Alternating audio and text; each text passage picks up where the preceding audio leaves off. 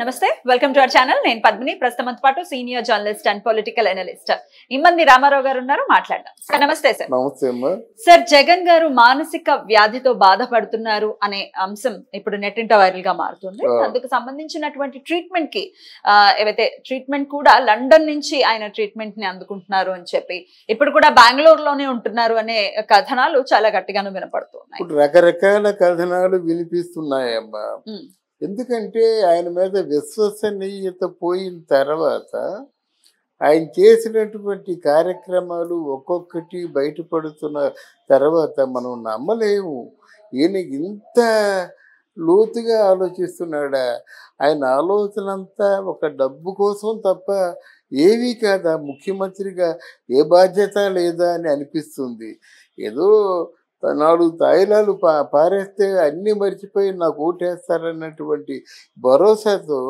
ఎవరెవరో జ్యోతిషులో మాంత్రికులో స్వామీజీలో చెప్పిన మాటలు వినేసి తను ఎంతవరకు కూరుకుపోయాడో ఇప్పుడు అర్థం అవుతుంది.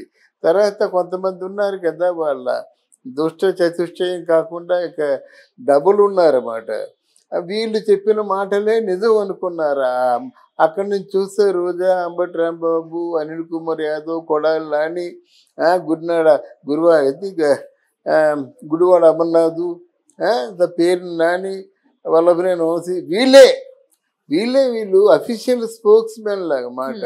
అసలు వైసీపీ పార్టీకి అఫీషియల్ స్పోక్స్ మెన్ అంటూ ఎవరు లేరు.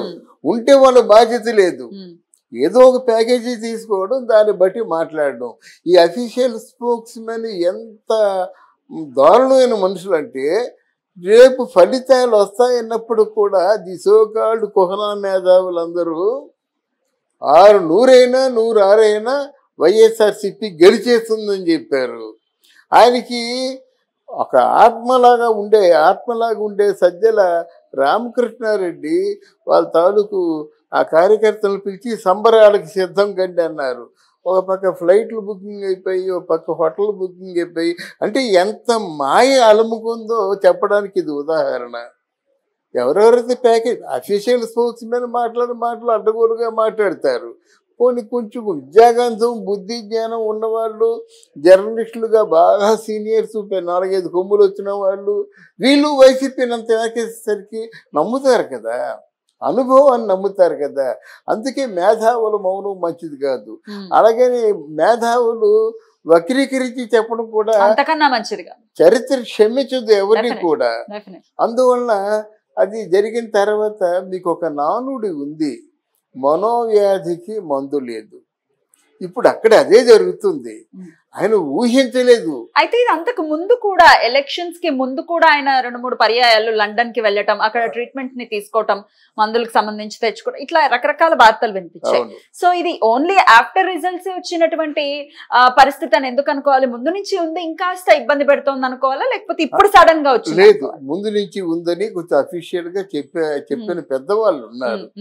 అంటే రాజశేఖర రెడ్డి గారు ఉన్నప్పుడు కానీ ఆయన ఇలా సైకోలా బిహేవ్ చేసి ఉంది, ఆ వ్యవహారం ఉంది. దాన్ని ఏదో తగ్గించారన్నమాట. ఆయన అనుకున్నది జరిగిపోవాలి అంతే. ఒకవేళ అనుకున్నది జరగకపోతే ఎక్కడో స్ట్రక్ అయిపోతాడు అంతే. స్ట్రక్ అయిపోయి బయటికి ఈ cannot come out of it అని మళ్ళీ వెళ్ళి సింహాసనం మీద కూర్చోబెడితేనే ఆయనకి మళ్ళీ రికవర్ అవుద్ది, కానీ లేదా రికవర్ అవ్వతా. రకరకాల ఆయన ఆలోచనలు పెట్టుకున్నాడు. ఈ 30 ఏళ్లలో ఏం చేద్దామని. 30 ఏళ్ళ ఆయన ఉద్దేశం ఏంటంటే అంబానీ ఆదాన్ని మించిపోయి సంపాదించాలని అది ఒక ఉద్దేశమే తప్ప ప్రజా పరిపాలన అంటే వాళ్ళ నాన్నకి తెలుసు, తెలీదు. తెలియకనే పూర్తిగా బ్రోకెన్ అయిపోయారు అన్నమాట. ఇక్కడ వైద్యులు మందులు ఇస్తున్నారు, ట్రీట్మెంట్ ఇస్తున్నారు. ఎందుకు ఆయన మానసికంగా రోజుకి కురింగిపోతున్నాడు. అది పార్టీని దెబ్బతీసే వ్యవహారమే. లండన్ వెళ్ళిపోతా అంటాడు కాసేపు హిమాలయాల్లోకి వెళ్ళిపోతాను అంటాడు, కాసేపు అఘోరాల్లో కలిసిపోతాను అంటాడు కాసేపు. ఎందుకంటే అక్కడ మీకు సస్టైనబిలిటీ ఉండదు, ఆలోచన తరంగాలు స్థిరంగా ఉండవు. అయితే 5 ఏళ్లకే పరిమితం కాదు కదా సార్, ఇంకా బోల్డ్ అంత ఫ్యూచర్ ఉంది. యంగ్ పర్సన్ కూడా తను. జస్ట్ 5 years కూడా మరి ఓటమిని డెఫినెట్ గా మనం పరిగణలోకి తీసుకుని ఓటమిని ఎదుర్కోవాలి కదా. ఇట్లా వెనక్కి పారిపోవటం, మరి మీరన్నట్టుగా పార్టీ అస్తిత్వం మీదనే ఇది దెబ్బ కొట్టే పరిస్థితి ఉంటుంది. మరి ఇంకా స్ట్రాంగ్ గా అసెంబ్లీకి వెళ్ళటం అవ్వచ్చు, ఫైట్ చేయడం అవ్వచ్చు, జనాల కోసం ఆయన ఏదో ఒకటి సాధించేటటువంటి దిశగా ఆయన ప్రయాణం ఉండాలి తప్ప ఇలా వెనక్కి తిరగడం అనేది ఒక రాజకీయ నాయకుడికి ఎంతవరకు సమంజసం అనుకో. దీని సమాధానం చెప్తాను. ఆయన అంటారు, ఒక 5 సంవత్సరాలు కూడా కళ్ళు మూసుకుంటే అయిపోయి అంటాడు. 5 సంవత్సరాలు కళ్ళు మూసుకుని ఉండబట్టే అయిపోయింది కదా. కళ్ళు తెరిచి చూసి వాస్తవాలు చూసి దానికి పరిష్కారం ఎంపిక చేసుకుంటే రోజు ఒక యుగం అండి. ఎందుకంటే ఎన్ని సమస్యలు ఉన్నాయి, దానికి ఎన్ని పరిష్కారాలు చేయాల్సిన అవసరం ఉంది. అది చెప్పాడు. చెప్పిన అరగంటలో మళ్ళీ మనోవ్యాధి. అప్పటికి ఇప్పటికి తేడా ఏంటంటే ఫస్ట్ టైం నిల్చున్నప్పుడు కూడా ఒక 53 ఎన్నో సీట్లు వచ్చినాయి. ఇది ఘోర పరాజయం కదా. ఆయన ఏమంటాడు, ఇన్ని లక్షల కోట్లు నేను ఖర్చు పెట్టాను అంటాడు. ఆయన ఫస్ట్ అవగాహన రాహిత్యం అక్కడ.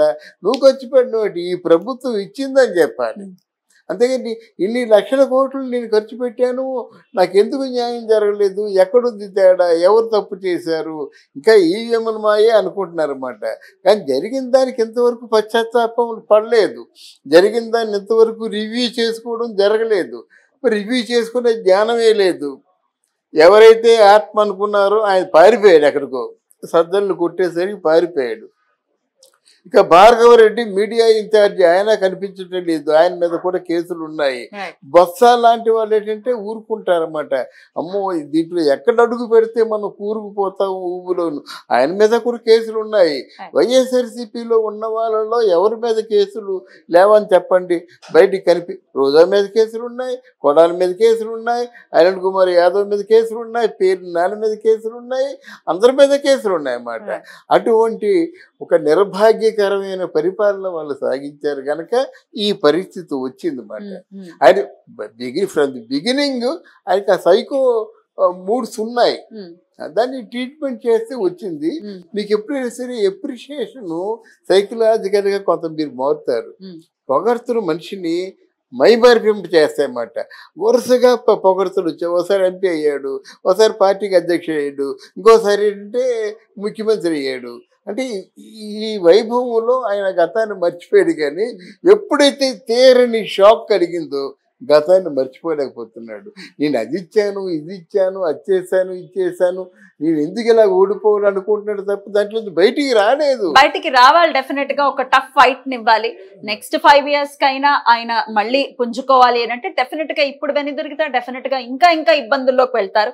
అలాగే మానసిక వ్యాధి అని అంటున్నారు కాబట్టి దాని నుంచి కూడా ఆయన కోలుకోవాలనే కోరుకుందాం. డెఫినెట్లీ కోలుకుని మళ్ళీ ఒక స్ట్రాంగ్ ఫైటర్ గా ఆయన మళ్ళీ వెనక్కి రావాలని మనస్ఫూర్తిగా కోరుకుంటూ. ఇక్కడ మీరు ఒక మాట, మంచి మాట అన్నారు, పార్టీ అస్తిత్వాన్ని కోల్పోయే ప్రమాదం ఉందని ఆయన గుర్తు చేసుకోవాలి. Definite sir. అయితే ఇంకొక అంశం కూడా ఇదే టాపిక్ లో ఖచ్చితంగా బయటకు బాగా గట్టిగా వినపడుతున్నటువంటి మాట. అదేంటంటే అన్నా చెల్లెళ్ళు ఇద్దరూ కూడా ఒకటైపోయారు. అన్నని కాపాడటం కోసం షర్మిల చాలా గట్టి ప్రయత్నాలే చేస్తున్నారు అనే మాట కూడా వినపడుతుంది. అందుకే ఆయన బెంగళూరులోనే ఉంచటం, ఆయన కూడా బెంగళూరులోనే ఉండటం. ఎందుకంటే కాంగ్రెస్ ప్రభుత్వం ఉంది కాబట్టి ఏదైనా సిబిఐ అటాక్లు ఏదైనా జరిగినా కూడా కొంత కాంగ్రెస్ పార్టీ అక్కడ ఉంది కాబట్టి కొంచెం ఇబ్బంది లేకుండా ఉంటుంది అనే వాదనలు కూడా వినపడుతున్నాయి సార్. వీటిలో నిజాలు ఏంటి? ఇందులో నిజాలు ఏమున్నప్పుడు కూడా కొంతకాలం దూరంగా ఉండడం మంచిదని అనుకున్నారు ఇద్దరు కూడా. ఇప్పుడు షర్మిల ఈ మధ్య కాలంలో కుటుంబంతో కలిసి ఇంకా ఈ రాజకీయాలకి స్వస్తి చెబుదాం అనుకొని తన కుటుంబంలో ఒక వ్యక్తిగా ఉంటూ అన్నయ్యని ఆశ్రయించుకొని, అన్నయ్యకి ఏంటంటే అంతకుముందు కూడా కష్టకాలంలో సహకరించేది, ఆ విధంగా సహకరిస్తుంది అన్నమాట. నిజాలు అన్నవి బయటపడాలి ఇంకా. థ్యాంక్ యూ అమ్మా. Thank you sir. నమస్తే.